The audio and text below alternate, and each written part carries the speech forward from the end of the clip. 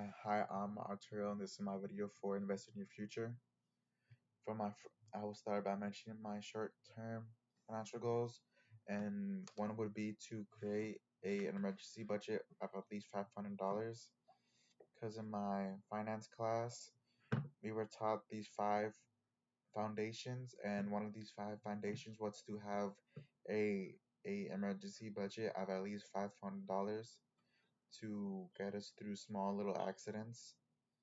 And this was repeated in the five foundations. We were not allowed to forget what these five foundations were. And another short-term goal for me would be to create a budget and actually use and stick to it. We were taught on the consequences of not sticking to a budget, so yeah, I definitely want to stick to mine. And for a long-term financial goal would be, I guess, save for a car or a house. And how I do this is to simply save and invest. We were taught saving that was definitely something a lot of people weren't informed enough about. So, and saving can be really, really beneficial to you. And some small tips we were given is to review and adjust, stay informed by any means, and to start small but think big. And how I would reach these goals is to power of time and saving. Another lesson we were taught is that, let's say, um, Bob made a savings account, and throughout 30 years he put $500 to it, and by the end of those 30 years he had $5 million.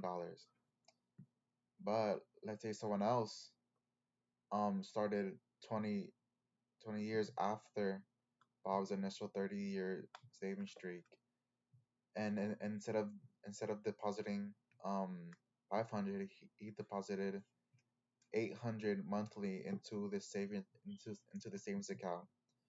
By the end of the 30 years, he would only have about 4.2 million dollars compared to Bob's 5 million, even though Bob has stopped depositing money into the savings account.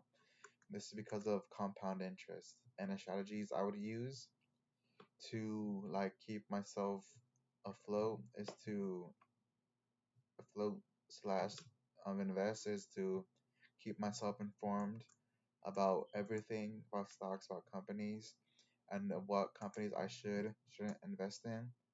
And another important budget saving plan is about to save at least 15% of what you actually make.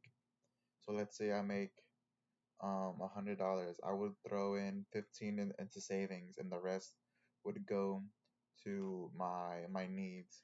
But ideally, I would try to make it at least 20% or more